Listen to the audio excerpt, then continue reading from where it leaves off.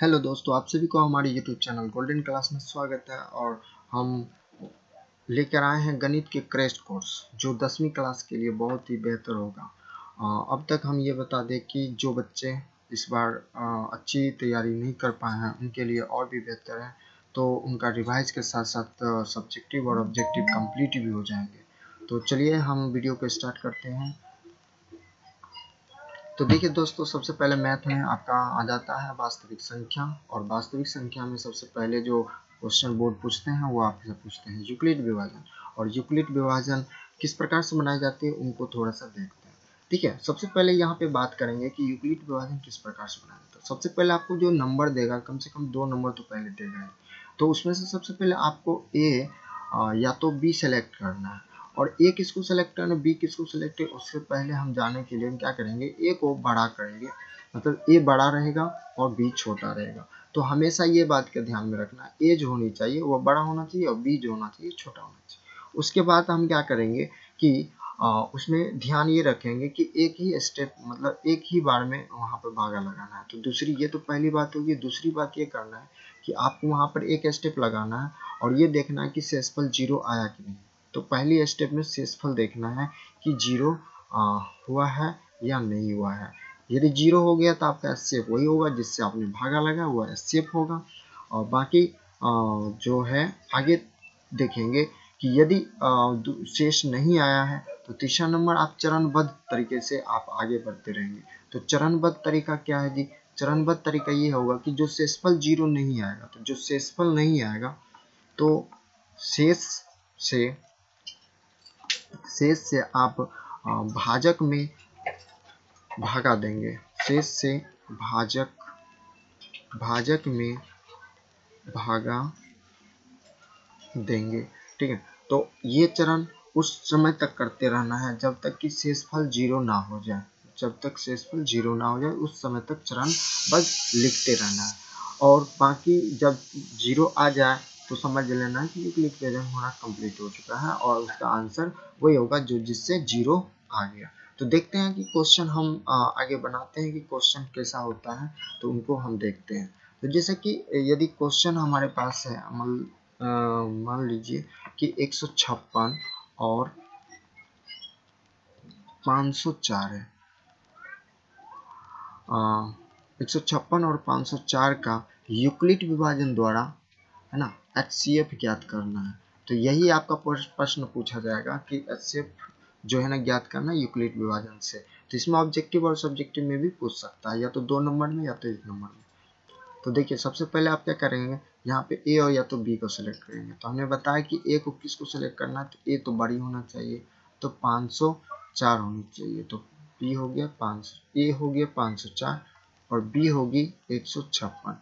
तो यहाँ पर अब हम सबसे पहला चरण स्थापित करेंगे और देखेंगे कि छोटा वाला से बड़ा वाला में भागा देना है, जिस प्रकार से आप देते हैं। तो एक 15 चौके 60, तो 15 तिया 45, 3 बार में 100% लग जाएगा। तो 15 तिया 45, 3 बार में लगा, सॉरी,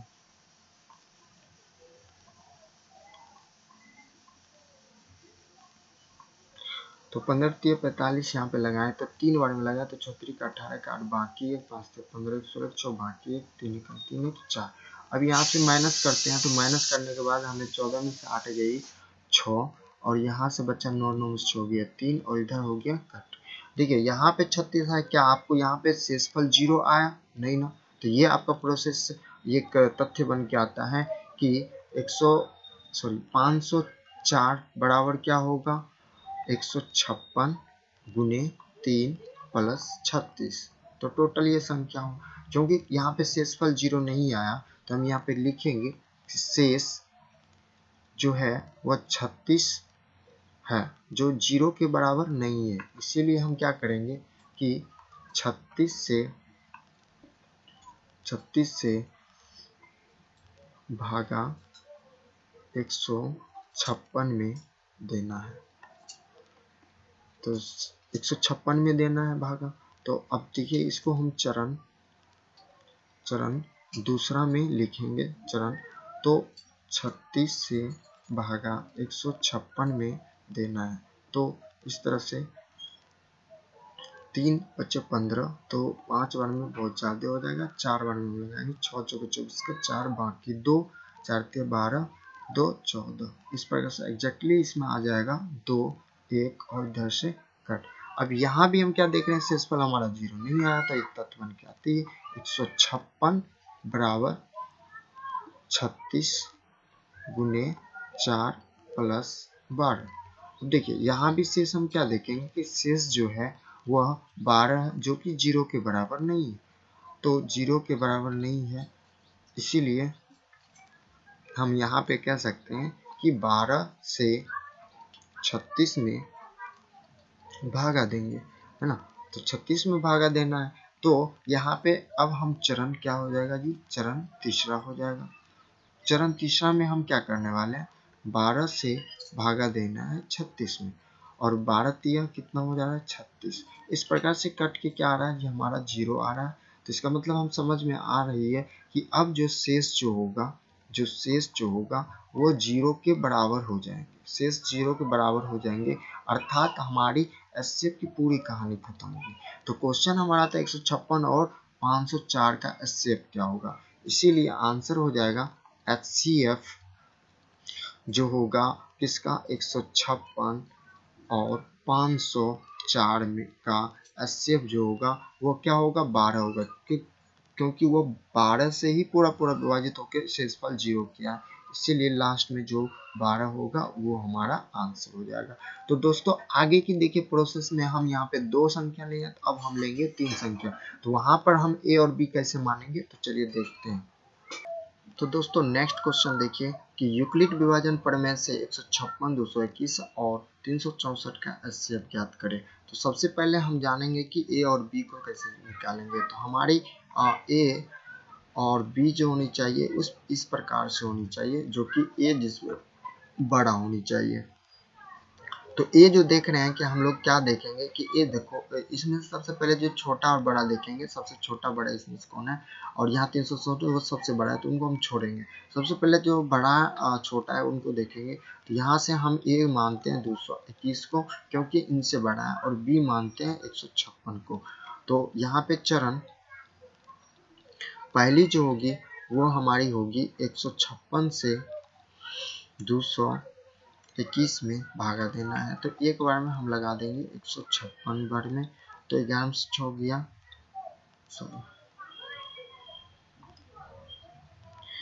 तो यहाँ पे हमें आ जाएगी 5, यह हमारी आ जाएगी 5, यहाँ बचा 1, तो 11 से 5 या 6, और ये हमारा हो गया कट। अब देखिए यहाँ पर जब हमने आगे बढ़ा तो यहाँ पर देख रहे हैं क्या शेष 0 आई है, तो नहीं आई है, तो शेष जो है वो हमारी 0 नहीं आई है, क्योंकि 65 आई है, 65 आई है, जो 65 जो होगा वह 0 के बराबर नहीं होगा, 65 जो होगा वह 0 के बराबर नहीं होगा। इसीलिए हम लोग को क्या करना है, यहाँ पे एक क्या बन के आती है 221 बराबर होगी 156 गुने 1 और प्लस 65। तो हम यहाँ पे क्या देखेंगे कि हमें 65 से भागा देना है 156 में, तो 156 में हमें भागा देना है, तो ये चरण हमारी हो जाती है दूसरा। तो चरण दूसरा कहता है कि आप 65 से कहाँ पे 156 में भागा दीजिए। तो 156 में हमने भागा दिया, 65 से लगा रहे हैं, तो 6 दूनी 12 छतरी कटा, तो 2 बार में क्लियर है, 5 दूनी 10 0 बाकी 1, 6 दूनी 12 और 1 13, और यहाँ से घटाते हैं तो 6 में से 0 तो 6 ही आएगा, और 5 में से 3 गया 2 आएगा, और ये वाला कट। अब देखिए आगे बढ़ते हैं, यहाँ भी हमारी जो है क्या आई, शेष जो है 0 नहीं आई है, तो शेष जो है वह 0 नहीं आई है, तो क्योंकि 0 के बराबर 26 नहीं है, इसीलिए हम 26 से भागा 65 में देना होगा। तो इसीलिए इसका यहाँ पे तक निकल के आती है 156 बराबर 65 गुना 2 प्लस 26। तो इस तरह से इसका हो गया। अब आगे देखेंगे कि चरण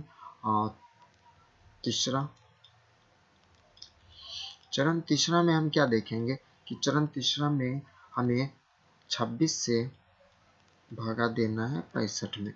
तो 26 दूनी 52, तो 2 बार में आ जाएगी। 26 दूनी 52, यहाँ से 3 और 1, और यहाँ भी हमारी जो है नहीं कटी, मतलब कि यहाँ पर हम कह सकते हैं कि जिस शेष जो हमारी आएगी वह 13 के बराबर, मतलब 0 के बराबर नहीं आएगी।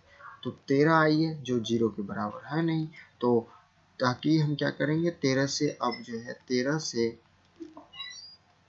भागा हमें देना है 26 में। तो 13 से भागा हमें 26 में देना है, तो यहाँ से हम लिख सकते हैं जी 65 बराबर 26 गुने 2 और प्लस 13, तो इस तरह से आएगी। अब देखिए नेक्स्ट यहाँ पे चरण जो होगा वो चौथा होगा, और चौथा चरण क्या आएगा कि 13 से भागा 26 में दीजिए। तो 13 से हमें भागा 26 में देना है, तो 13 दूनी 26, यहाँ पे ये कट जाती है, मतलब कि 0 आ जाती है। तो शेष जो है हमारा 0 आ गया। इसका मतलब है कि हम यहाँ पे कंप्लीट रूप से आगे कंप्लीट कर लिए हैं। तो आगे देखेंगे तो इसका एचसीएफ जो निकल के आएगी, एचसीएफ जो होगी वो किसके बीच की एचसीएफ है जी, है ना। तो 221 और 156 के बीच का जो एचसीएफ है वह हमारी हो जाएगी 30, मतलब 13। अब देखिए, अब हमें क्या करना है, यहाँ पे हमारी नंबर बच जाती है 364। तो यहाँ पर हमें 364 एवं 13 के एचसीएफ निकालने हैं, 13 के एचसीएफ निकालना है। तो जिनमें से ए तो हमारी हो जाएगी 364 और बी जो हो जाएगी वो हो जाएगी हमारी 30। तो यहाँ पे चरणबद्ध हम आगे बढ़ेंगे। चरण क्या लेंगे, चरण पहला लेंगे। तो पहला चरण हमें क्या दिखता है कि पहला चरण हमें दिखता है कि 13 से हमें भागा देना है 364 में। तो 13 से यदि हम भागा देंगे तो 13 3 40, तो 13 दूनी 26 हम यहाँ पे लगाएंगे, और यहाँ से 0 और यहाँ से हमारी आ जाएगी 1 और यहाँ से 1। तो आगे चलेंगे तो 13 8 104, 13 9 117, तो 13 8 104 बार में, और 13 8 104 से ये हमारी कट जाती है, मतलब यहाँ पे शेष जो है वो हमारा यहाँ भी 0 आ जाती है। तो पूर्ण रूप से कटता है किससे, तो पूर्ण रूप से हमें 13 से कट जाती है। तो 13 से कटने के बाद हमें एचसीएफ निकल के आती है। एचसीएफ हम कहेंगे तो एचसीएफ यहाँ पे हो जाएगी किसका, 364, 13 के बीच का एचसीएफ जो होगा वह 13 होगा। यही हमारा आंसर हो जाती है। तो यहाँ पर हमारी कितना आ जाती है 13 एचसीएफ। तो इस प्रकार से जो हम एचसीएफ का प्रश्न को एकदम नॉर्मली से सॉल्व कर सकते हैं। तो ऐसे प्रश्न या तो 2 नंबर में या तो 1 नंबर में 100% पूछे जाएंगे, 5 नंबर की बात ही नहीं है। तो चलिए दोस्तों, तो यहाँ पे यूक्लिड विभाजन आपका होता है खत्म। थोड़ा सा समझना है आगे कि आगे के पॉइंट क्या है, तो चलिए देखते हैं दोस्तों। तो दोस्तों, अब जो नेक्स्ट लेवल का प्रश्न जो पूछा जाता है उनको हम देखेंगे कि किस प्रकार से प्रश्न होती है। तो देखिए दोस्तों, अब जो है इसमें जो आपसे बोर्ड पूछती है वो अभाज्य गुणनखंड विधि द्वारा। तो अभाज्य गुणनखंड विधि के द्वारा जो हमारा प्रश्न होता है उनको हम 2 विधि से भी बना सकते हैं। तो अभाज्य गुणनखंड, तो अभाज्य गुणनखंड का जो गुणनफल पूछता है उनको हम 2 विधि से बना सकते हैं। एक तो हमारी सबसे पहली जो होगी वह गुणनखंड विधि से हम लोग कर सकते हैं, और दूसरी जो होगी वह गुणनखंड वृक्ष के द्वारा, है ना। तो गुणनखंड वृक्ष के द्वारा यह हम गुणनखंड निकाल सकते हैं। जैसा कि हम अभी सिंपल सा एक प्रश्न लेते हैं, बाकी तो सभी आप लोग जानते ही होंगे, ठीक है। तो 140 कोई नंबर लिए, ठीक है। तो इनको हम सबसे पहले गुणनखंड विधि द्वारा बनाएंगे। तो सिंपल सी हम बात करेंगे कि जितनी भी संख्या हम इसमें लगाने वाले हैं वो सभी क्या होंगे, वो सभी अभाज्य संख्या होंगे। जैसे कि अभाज्य संख्या जो होते हैं वो 2 होते हैं, 3 होते हैं, 5 होते हैं, 7 होते हैं, 11 होते हैं, फिर 13 होते हैं। मैक्सिमम इसी तरह से जो संख्या होते हैं जो खुद से कटे और सिर्फ एक से ही कटे, तो ऐसी संख्या को अभाज्य संख्या कहते हैं। तो बाकी जितनी भी संख्या होती है उन्हीं संख्याओं से हम लगाते हैं। जैसे कि 2 से लगाएंगे, फिर 2 से नहीं लगेगा, 3 से लगाएंगे, 3 से नहीं लगेगा तो 5 से लगाएंगे। तो ऐसी संख्याओं से अभाज्य गुणनखंड हम इन्हें कहते हैं। तो 2 से जब हमने लगाया तो यहाँ पे 70 आएगा, मतलब 70 आएगा। और फिर देखिए हम 2 से यहाँ पे लगा सकते हैं। तो 2 से लगाए, द्वितीय 6 और 2 पंच 10, 35 बार में कट गया। तो फिर देखिए यहाँ पे 2 से तो लग नहीं रहा है, क्योंकि यहाँ पे जो है एक विषम संख्या है, तो ये 2 से तो लगेंगे नहीं। तो 3 से ट्राई मारेंगे, तो 3 से ट्राई मारने के लिए इनको जोड़ी 5 3 8, तो ये 3 से कट नहीं रहा है तो नहीं लगेगा। 5 से देखेंगे तो यहाँ पे 3 से नहीं लगा, तो हम आप क्या करेंगे, 5 से लगाएंगे। तो 5 से जब लगाएंगे तो 5 7 35, ये कंप्लीट रूप से यहाँ से कटती है। तो हमें यहाँ पे ज्ञात करने के लिए कहता है तो गुणनफल ज्ञात करिए। तो गुणनफल देखेंगे कि हमारा गुणनफल क्या निकल के आता है। तो 140 का जो गुणनफल निकल के सामने जो आती है वो 2 गुने 2 गुने 5 गुने 7 आती है, जिसको हम इस प्रकार से लिख सकते हैं कि 2 का स्क्वायर, मतलब 2 बार है तो हम 2 का स्क्वायर कर सकते हैं। और बाकी जो बचा है 5 और गुने 7, ये एक ही है, तो हम एक ही इस तरह से हम लिख सकते हैं, ठीक है। तो ये जो हमने क्या कर दिया, एक गुणनखंड ज्ञात हमने कर दिया, बस इतना तो करना है, बस इसकी कहानी खत्म होती है। आगे आते हैं कि गुणनखंड वृक्ष के द्वारा क्या होता है उनको समझते हैं। तो बाकी सब पूरा इजी है, बस आप एक ऐसे बॉक्स देंगे और इस बॉक्स के अंदर लिखेंगे 140। तो देखिए अब 140 है, तो हम 140 का गुणनखंड वृक्ष के द्वारा हम बनाने जा रहे हैं। तो गुणनखंड जो है यहाँ पे हम क्या करना है, ऐसे करना है और इस तरह से यहाँ पे बॉक्स देना है और यहाँ पर भी बॉक्स लगाना है। तो देखिए जब हम क्या बोले 2 से लगाना है, तो 2 से जब लगाएंगे तो यहाँ पे कितनी आएगी जी, 70। फिर देखो यहाँ पे क्या करेंगे, पुनः फिर वही बात है ना, यहाँ पे बॉक्स बनाएंगे और यहाँ से 2 लगाएंगे। तो 2 से देखिए कितने बार में, 35 दूनी 70, तो 35 बार में गया।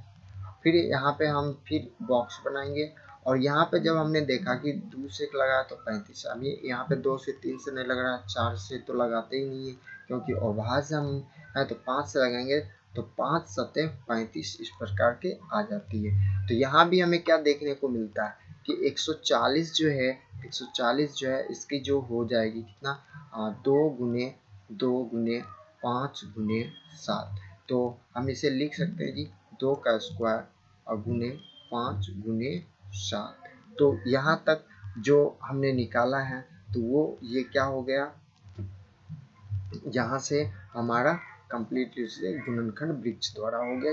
ये हो गया गुणनखंड वृक्ष द्वारा गुणनफल ज्ञात करना, ठीक है दोस्तों। तो इस प्रकार से यदि हम आगे और बढ़ेंगे तो आपको हम दिखाते हैं। चलिए, तो जैसा कि आपने देखा कि गुणनखंड और गुणनखंड वृक्ष जो है, 2 विधि से हम गुणनखंड निकाल सकते हैं। अब आपसे इसी पैटर्न से पूछेगा कि गुणनखंड विधि द्वारा आप HCF ज्ञात करें। तो वैसे प्रश्न को देखते हैं कि किस प्रकार से बनाया जाता है। तो देखिए, यदि कोई क्वेश्चन है कि अभाज्य गुणनखंड विधि द्वारा, ठीक है, अभाज्य गुणनखंड विधि द्वारा क्या निकालना है जी, HCF ज्ञात करना है। तो जब HCF जो ज्ञात करना है अभाज्य गुणनखंड विधि द्वारा या LCM ज्ञात करना है। तो देखिए हम दोनों चीज बताएंगे एकदम पूरा निचोड़ से। तो आप बने रहिए और देखते रहिए हमारी, और आपको अच्छा लगे तो यदि आपको कुछ समझ में आ रही है तो हमारी इस चैनल को सब्सक्राइब भी करिए और शेयर भी करते जाइए। तो देखिए हम यहाँ पे अब बात करेंगे कि अभाज्य गुणनखंड विधि द्वारा HCF और LCM किस प्रकार से ज्ञात करते हैं, तो उनको देखेंगे। सबसे पहले हम एक प्रश्न लेते हैं, एक छोटा सा प्रश्न जो हम लेते हैं, जैसे कि हमने ले लिया 12, 15 और 21। तो देखिए, तो 12 और 15 और 21 का सबसे पहले हम आपको एचसीएफ ज्ञात करना सिखाएंगे। तो एचसीएफ जो है हम ज्ञात करेंगे अभाज्य गुणनखंड विधि द्वारा। तो सबसे पहले 12 का गुणनखंड करें 2 से 6, 2 से 3। इनका अब नहीं होने वाला है तो छोड़ देंगे। तो देखिए इनका क्या हो गया, तो इनका हमारा हो जाएगा 12 इक्वल टू 2 गुने 2 गुने 3। सिंपल सी बात है ना। तो 2 गुने 2 गुने 3। अब वहीं पर क्या है जी 15। तो 15 को 3 से लगाएंगे, 3 × 5 = 15। तो इनका जो होता है वो होता है 15 बराबर 3 गुने 5। उनके बाद बच जाता है 21। तो 21 का भी गुणनखंड विधि तो 3 से तो लग जाएगा, 3 सत्ते 21। तो अब तो लगने वाला ही नहीं है। तो हम यहाँ पे लिखेंगे 21 गुने 3। तो सॉरी 21 गुने 3 नहीं होगा, वहाँ पे हमने कर दिया है गलती। तो देखिए तो यहाँ पे 21 इक्वल टू 3 गुने 7। तो 7 21। अब देखिए इसके बाद हमने एचसीएफ ज्ञात करना है। तो एचसीएफ बराबर जो होगा वहाँ पर हम लिखेंगे 12 और 12 लिखेंगे तो 2 गुने 2 गुने 3। अब यहाँ पे लिखेंगे 15। तो 15 के बराबर जो होगा वो होगा 3 गुने 5। एंड यहाँ पे जो 21 है तो 21 का जो हमने गुणनखंड अभाज्य गुणनखंड किया वो 3 गुना 7 आया। अब बाकी का सारा चीज ये देखना है कि इनमें तीनों में जो गुणनखंड हुआ है, ये तीनों गुणनखंड में से आपको कौन कौन से मिल रहे हैं। देखिए यहाँ पे आपका क्या मिल रहा है 3, है ना। यहाँ पे आपको 3 मिल रहा है, यहाँ पे 3 मिल रहा है, यहाँ पे भी 3। मतलब तीनों गुणनखंड में हमने क्या देखा, 3 की जो मिलान है वो 3 हमें मिल जाती है। इसका मतलब है कि 3 मिला तो एचसीएफ जो हो जाएगी, एचसीएफ जो होगी वो किसकी किसकी 12, 15 और 21 की। तो 12, 15, 21 की जो एचसीएफ हो जाएगी वो हो जाएगी 3। यही हमारा आंसर होगा। ठीक है ना, आगे देखते हैं। अब देखिए एलसीएम किस प्रकार से गुणनखंड विधि द्वारा निकाला जाता है। तो एलसीएम जो है निकालेंगे तो एलसीएम में भी वही काम करना है कि सबसे पहले हमें गुणनखंड करना है। तो 2 से हमने करेंगे 12 का तो 6, 2 से करेंगे 3। इस प्रकार से 15 का करेंगे तो 15 का 3 × 5 = 15 और 21 का करेंगे तो 3 × 7 = 21।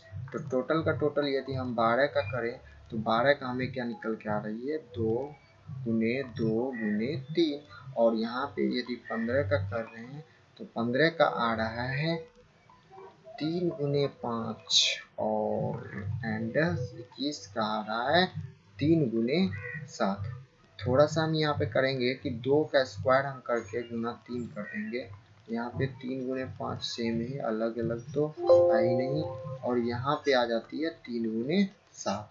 तो बाकी का आप देखेंगे कि क्या इनमें सबसे पहले एलसीएम ज्ञात करना होगा। तो हमें एलसीएम में देखना ये होता है कि जो सभी नंबर हैं, जैसे 2 नंबर है तो दो जो अंक है तो 2 अंक में से सबसे ज्यादा पावर वाले कौन से हैं। तो देखिए सबसे पावर तो एक ही है तो 2 पर पावर 2, तो ये हम लिख लेंगे। उसके बाद 3 में से सबसे पहले देखेंगे क्या, तो 3 में तो 3 तो सिर्फ अकेला वाला है, सब पर पावर एक एक है। 3 में से कोई एक ले लेंगे तो गुना 1 3 ले लेंगे गुना। अब देखिए बाकी जो बचा है 5 है तो सिर्फ 5 लिख लेंगे और बाकी जो बचा है वो 7। इस तरह से बिल्कुल तरह से हम यहाँ पे रख लेंगे। तो यहाँ पे हो जाएगी 2 दूनी 4 गुना 3 और गुना 5 और गुना 7। हमने इसको एक्सपेंड कर दिया।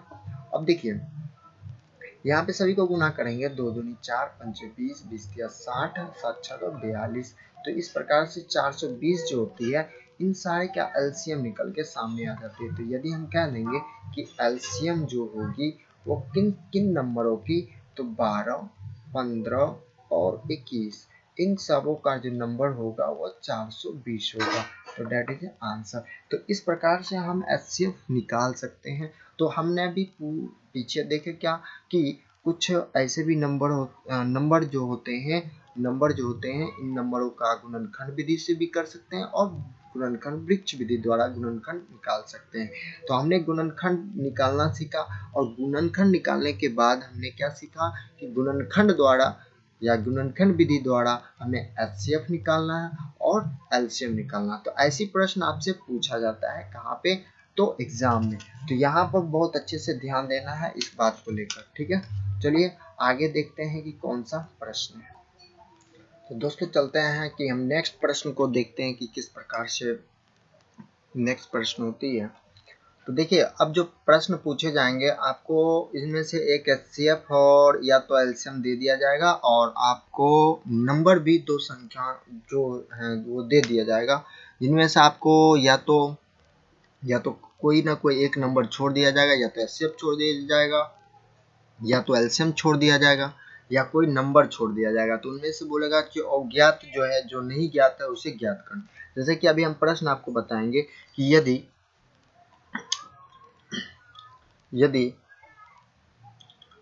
HCF यदि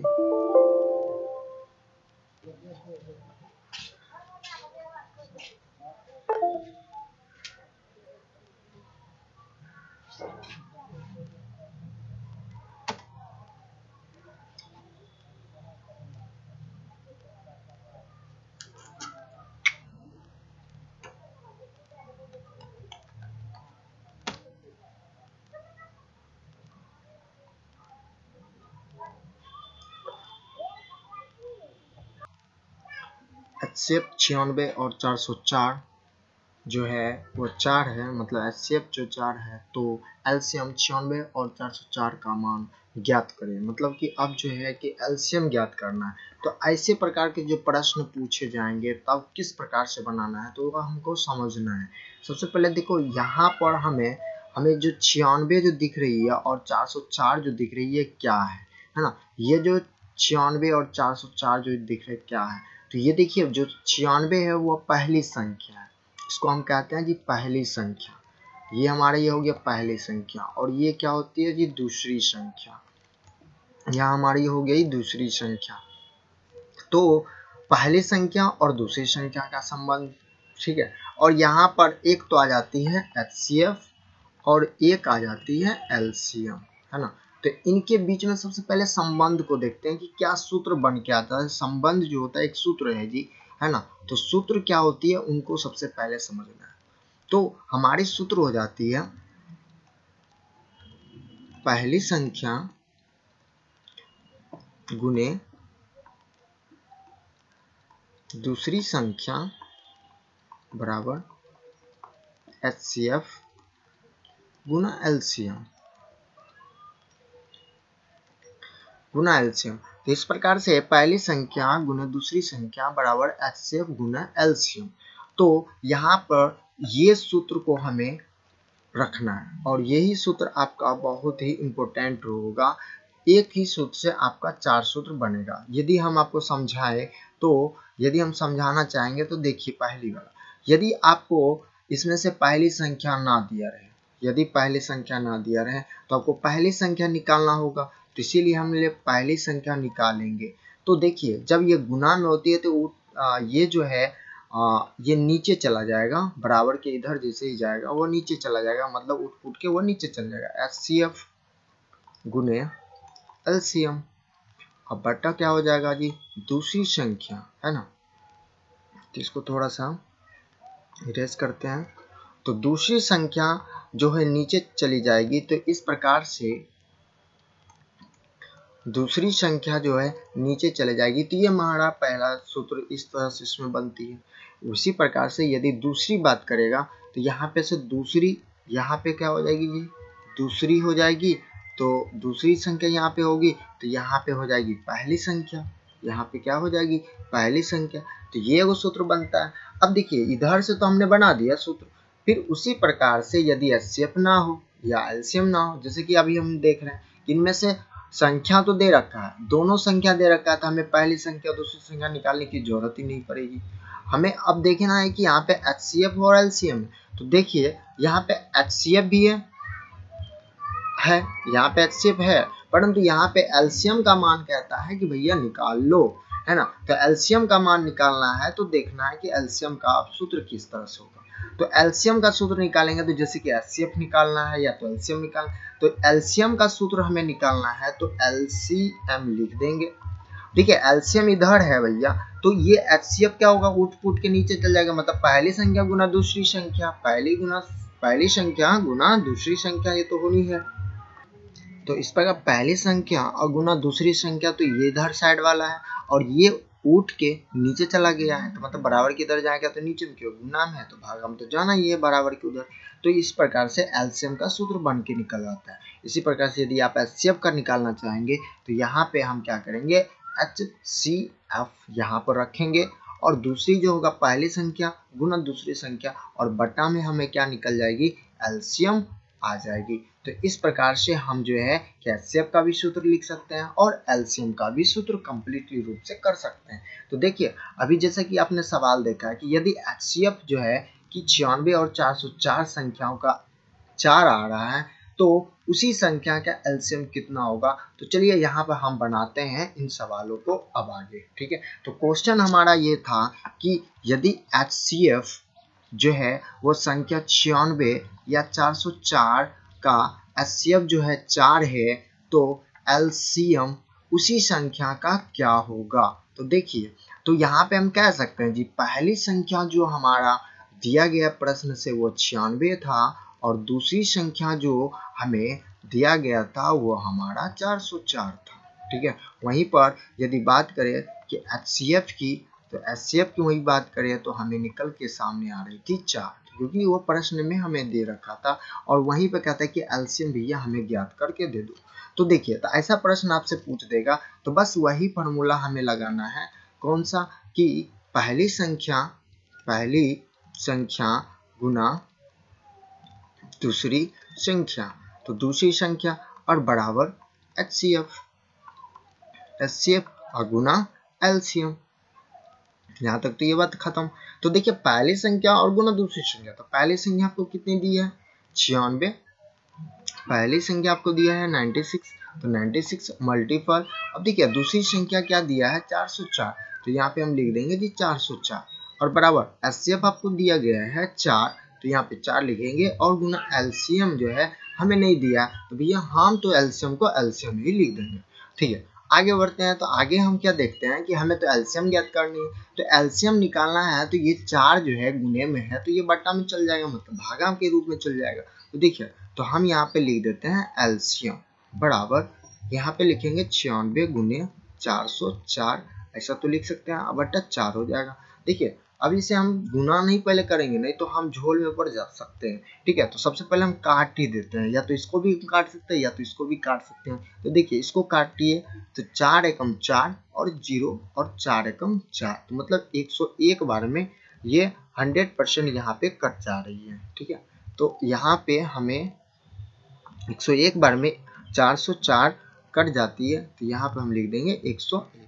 देखिए अब यहाँ पे हमें निकालना क्या था जी, एलसीएम निकालना था। तो एलसीएम निकालने के लिए हम यहाँ पे 96 और गुना 101 करेंगे, तो 101 जब 96 गुना 101 करेंगे तो 96 का 6 बाकी 0 बचा, तो 0 तो 96 का 6 हो जाएगा और 0 का 0, तो यहाँ पे हम रखने वाले हैं 0 और उसके बाद जो 96 का 6 बाकी बचा 9, तो बाकी जो बचा 9 उनको हम जोड़ना है 0 में, तो 0 में जैसे जोड़ेंगे तो यहाँ पे आ रही है 9। ठीक है, यहाँ पे आ रही है 9, 96 और 96 को फिर 1 से गुना करेंगे तो 96 यहाँ पे आ रही है, तो 96 जो आ रही है यही हमारा एलसीएम होगा। तो इस प्रकार से हम एंजल सवाल को बना सकते हैं पूरा इजी वे से। तो आपको यहाँ से 1 नंबर या 2 नंबर तो पूछी जाएंगी। तो यहाँ तक आपको समझ में आ गई है, तो बात आगे थोड़ा सा एक और क्वेश्चन को इस पर बनाते हैं और फिर आगे देखते हैं कि कैसा सवाल है। ठीक है, तो देखिए हम जो सवाल बनाते हैं वहाँ पे देखेंगे। ठीक है, जैसा कि अभी दूसरा नंबर का सवाल हम यहाँ पे बना रहे हैं, तो जैसे कि हम कहेंगे कि एलसीएम जो है वो एलसीएम जो होगा वो 72 और 126 का है और दिया गया है 504। आप देखो आपको एलसीएम दे रखा है 404 दे रखा है, तो निकालना क्या है जी, HCF निकालना है ना। तो HCF निकालने के लिए आप क्या करेंगे,